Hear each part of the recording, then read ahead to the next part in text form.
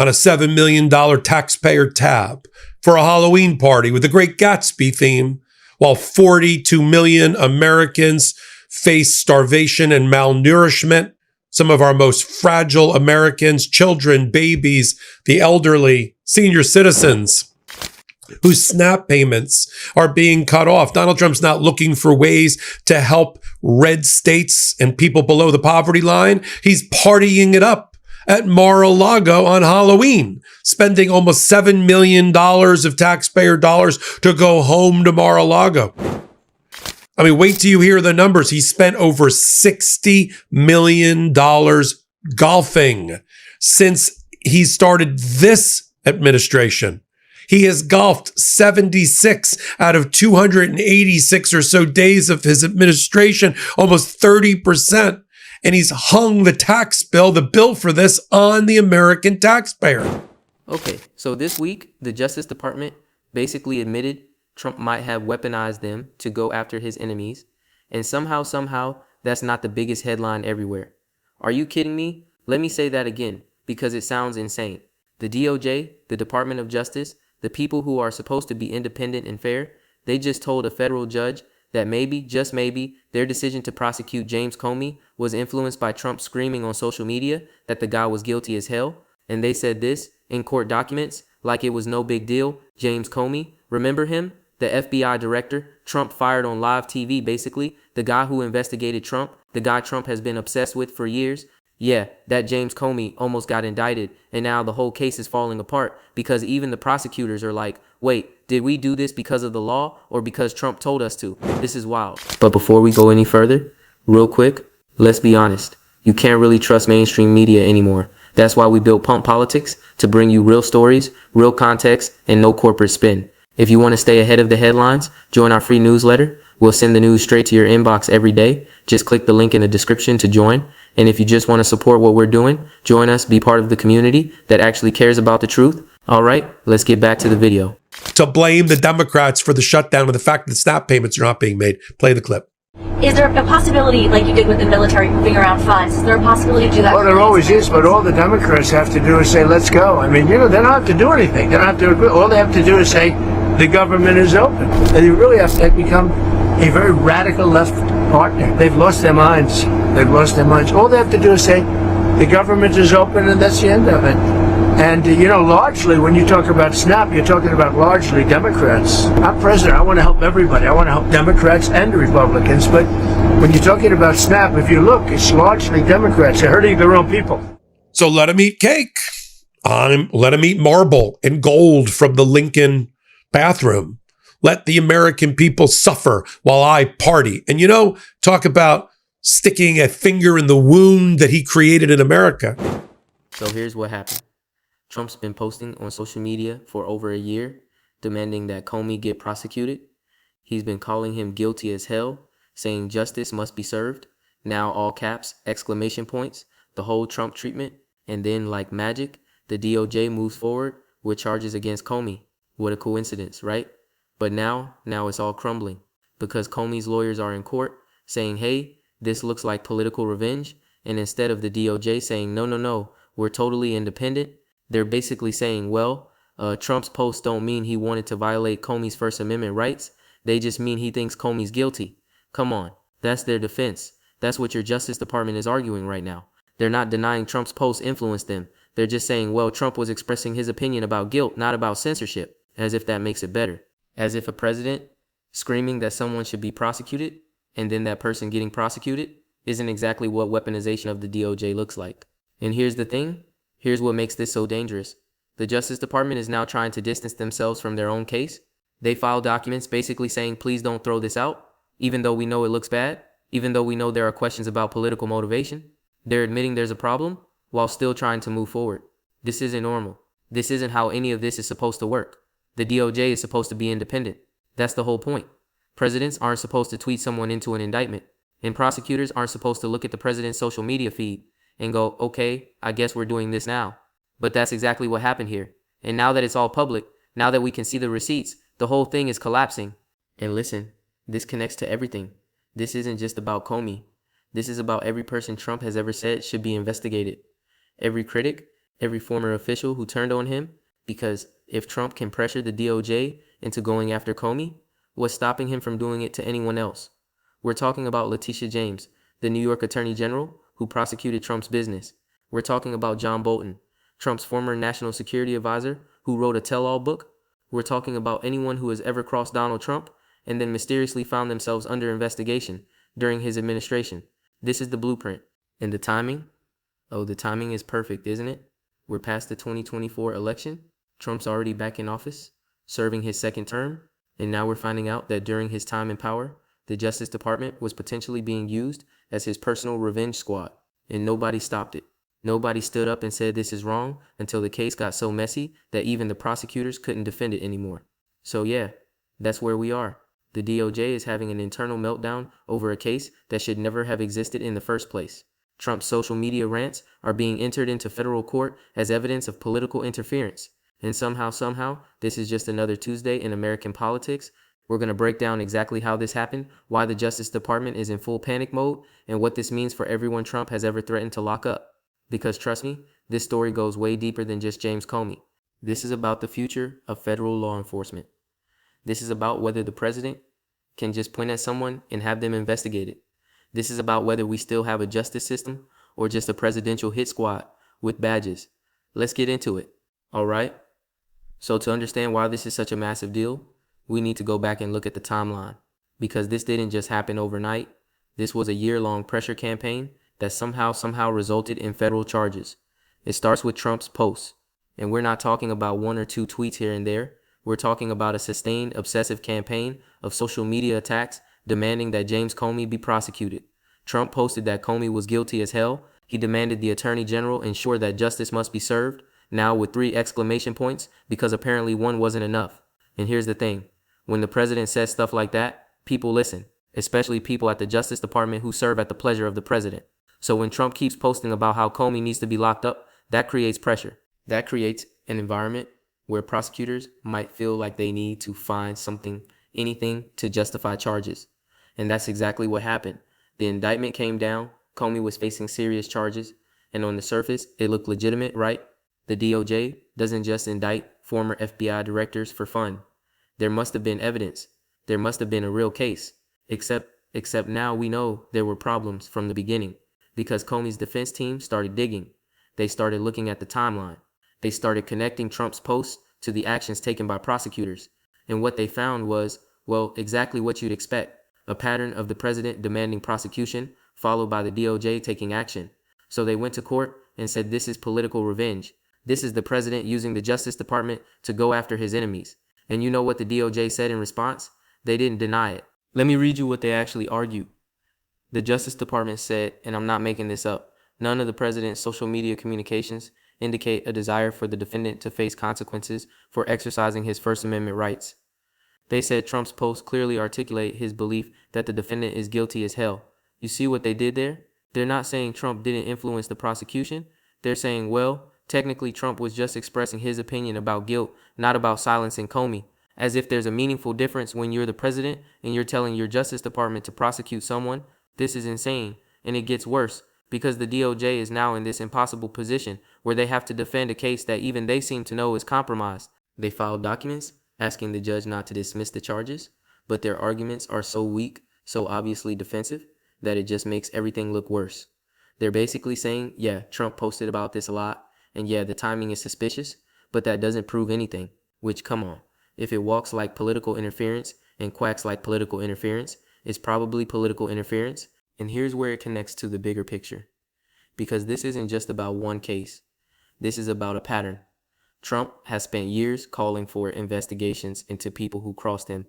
He wanted Hillary Clinton locked up. He wanted Comey prosecuted. He's demanded investigations into Letitia James, into John Bolton, into basically anyone who has ever said something negative about him. And for a long time, people assumed that was just Trump being Trump, just bluster, just social media noise. But now we're seeing that it actually worked. He actually got the Justice Department to move forward with at least one of these revenge prosecutions. And if they did it once, how many other times did they do it that we don't know about yet? The Washington Post reported that this case exposes deep fractures inside the Justice Department. There are people there who are horrified by what happened. People who know this crossed the line. But there are also people who went along with it, who looked at Trump's posts and decided, well, I guess this is what we're doing now. And that's the scariest part, because once you break that norm, once you establish that the president can tweet someone into an indictment, it's really hard to put that genie back in the bottle. Future presidents are going to look at this and think, well, Trump got away with it. Why can't I? This is how institutions collapse. Not all at once, but gradually, one compromise case at a time, one politically motivated prosecution at a time, until nobody trusts the Justice Department anymore, because everyone assumes it's just a tool for whoever's in power. And we're already seeing the effects of this. Public confidence in the DOJ is cratering. People on the left think Trump weaponized it. People on the right think it's been weaponized against Trump. Nobody trusts it to be fair and independent anymore.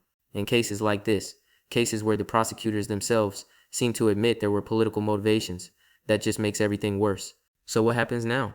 Well, the judge has to decide whether to throw out the case. And based on the DOJ's own filings, based on their weak defenses and obvious discomfort, it seems pretty likely that the charges against Comey are going to get dismissed. But the damage is done, because even if Comey walks away, even if the case gets tossed, we now know that the Justice Department was willing to bring charges based on presidential social media pressure. We know that prosecutors looked at Trump's post demanding Comey's head and decided to give it to him. And we know that when they got caught, their defense wasn't, we didn't do anything wrong. Their defense was, well, technically what we did might not be illegal. That's not a defense, that's an admission. And here's what nobody's talking about enough. This happened while everyone was distracted, while the media was focused on other Trump controversies, while people were arguing about tariffs and government shutdowns and everything else. The Justice Department was quietly pursuing a case that should never have existed. And it only came to light because it got so messy that even the prosecutors couldn't keep it together. How many other cases are out there like this? How many other Trump enemies found themselves under investigation for reasons that had nothing to do with actual crimes? We might never know. But this case, this spectacular collapse, it shows us that it's possible that it happened at least once, and probably more than once. Think about it like this. Trump has been in office for his second term now. He's had control of the Justice Department. He's appointed loyalists to key positions. And during all that time, he's been posting constantly about who should be investigated, who's corrupt, who deserves to be locked up. And we're supposed to believe that only Comey got targeted? That this is the only case where Trump's posts led to action? Yeah, right. There are probably dozens of investigations we don't know about. Quiet inquiries into journalists who wrote unflattering stories, background checks on activists who organized protests, federal scrutiny of state officials who refused to go along with Trump's agenda. We just don't know about them yet because they haven't blown up in court like the Comey case did. And that's what makes this so dangerous.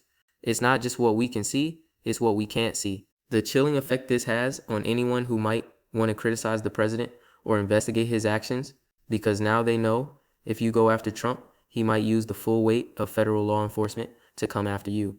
So yeah, the DOJ is in full meltdown mode, and they should be, because what they did here, what they allowed to happen, it undermines everything the Justice Department is supposed to stand for. Okay, so let's break this down into what actually matters, because there's a lot of noise around this story, a lot of legal jargon and political spin, but the core issue is actually pretty simple. Point one, the president is not supposed to direct prosecutions. That's like day one stuff. Civics 101. The whole reason we have an independent Justice Department is so that presidents can't use law enforcement as a personal weapon. But Trump just ignored that. He posted over and over again demanding Comey be prosecuted, and then Comey got prosecuted. And now the DOJ is trying to pretend those two things aren't connected. Come on. If any of us did that, if any regular person tried to pressure prosecutors into charging someone, that would be obstruction of justice. But when the president does it, apparently it's just him exercising his First Amendment rights. That's what they're actually arguing, that Trump was just sharing his opinion, not interfering with the justice system. Which, yeah, that's technically true in the most meaningless way possible. Sure, Trump has free speech rights, but when you're the president, when you're the boss of the attorney general, your speech carries weight. Your demands become orders, whether you say please or not. And that's the trick they're trying to pull here. They're trying to hide behind the First Amendment, trying to pretend that Trump posting guilty as hell is just harmless commentary. But it's not harmless when you're the president. It's a directive. It's an order dressed up as an opinion. Point two, this proves the weaponization argument. For years, Trump's critics have been saying he's weaponizing the DOJ, that he's using federal law enforcement to go after his political enemies. And Trump's defenders have been saying, no, he's just demanding accountability. He's just asking for equal justice. Well, Now we have receipts. Now we have court documents showing that prosecutors move forward with the case while acknowledging that Trump's post created political pressure. We have the DOJ's own lawyers basically admitting that, yeah, this looks bad, but please don't throw it out because technically we follow procedure. That's not a defense. That's a confession. And it means every other investigation Trump called for, every other enemy he targeted on social media, we have to look at those through this lens now. We have to ask, was that investigation legitimate, or was it just Trump using the Justice Department as his personal revenge squad? Letitia James, the New York AG, who went after Trump's business, Trump called for her to be investigated. Did that happen? Is she under federal investigation right now because Trump posted about it enough times? John Bolton wrote a book Trump hated. Trump wanted him prosecuted for leaking classified information. Did the DOJ open a case because of that? Are there sealed indictments sitting somewhere because Trump couldn't stop posting about it? We don't know, but now we know it's possible. Now we know the DOJ will cave to presidential pressure if Trump applies enough of it, and that opens up this whole can of worms. Because think about everyone else Trump has gone after publicly. Every reporter who wrote a critical story, every former official who testified against him, every judge who ruled against him. Did any of them end up under investigation? Did the IRS suddenly audit them? Did the FBI start looking into their backgrounds? We have no way of knowing, but given what we're seeing with Comey, it's not exactly a stretch to think it happened. Point 3, the Justice Department's credibility is destroyed. And I don't say that lightly, because the DOJ is supposed to be like the one institution we can trust to be fair, to follow the evidence wherever it leads, without caring about politics. But how can anyone believe that anymore? How can anyone look at this case, look at the prosecutors admitting there were irregularities and political motivation, and still trust that the Justice Department is independent? You can't. That trust is gone. And rebuilding it is going to take years, maybe decades, if it's even possible at all. And here's the thing. This doesn't just hurt the DOJ. This hurts every case they bring. Because now defense attorneys in every case can point to this and say, well, how do we know my client wasn't targeted for political reasons too? How do we know this isn't just another example of the Justice Department doing what the president wants? That's the precedent Trump set here. That's the damage he caused. And it's not going away just because this one case might get dismissed. Think about what this means for future prosecutions. The DOJ brings a case against a Trump ally, and immediately the defense is going to say this is political persecution, just like what happened with Comey, but in reverse. And they'll have a point, because once you've established that the Justice Department can be influenced by presidential pressure, every case becomes suspect. It's like you can't unring that bell. You can't go back to pretending the DOJ is this neutral arbiter of justice when we've all seen the court documents showing they caved to Trump's demands. That credibility is just gone. Point 4, this is about power. That's what it's always been about with Trump. He doesn't care about rules or norms or institutions. He cares about using whatever power he has to hurt the people who hurt him.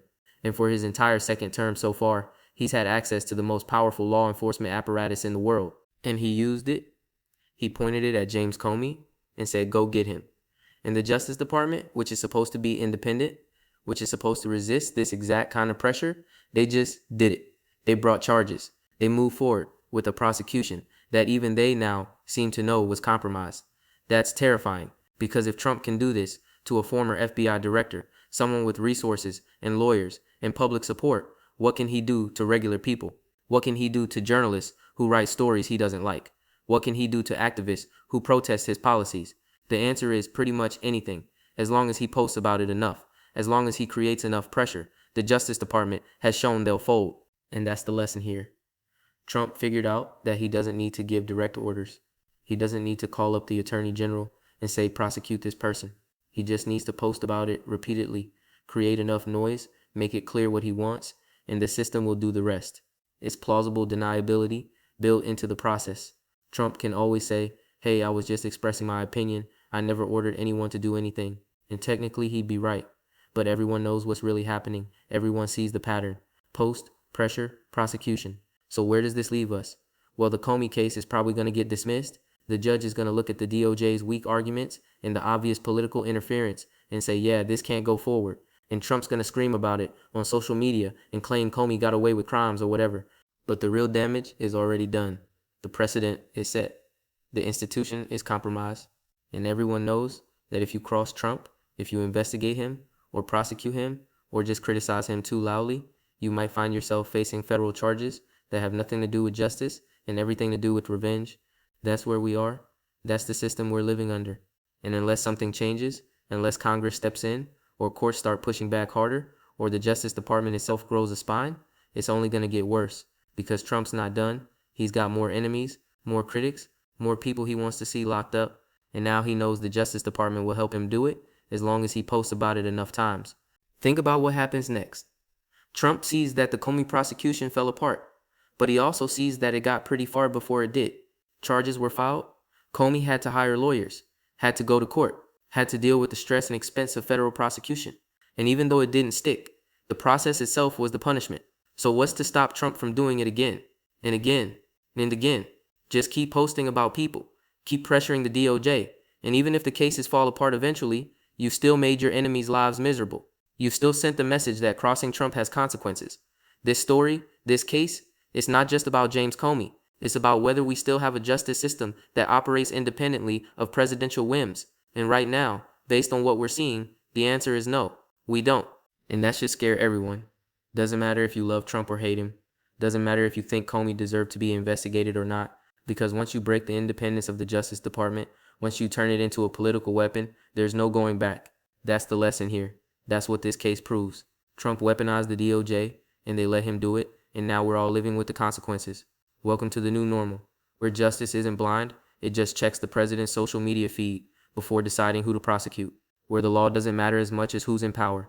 Where you can get indicted not for breaking the law, but for making the wrong enemy. This is what collapse looks like. Not dramatic, not sudden, just steady erosion. One compromised case at a time, one broken norm at a time. Until we wake up one day and realize we don't have a justice system anymore. We just have power. More on this as it develops. Stay tuned.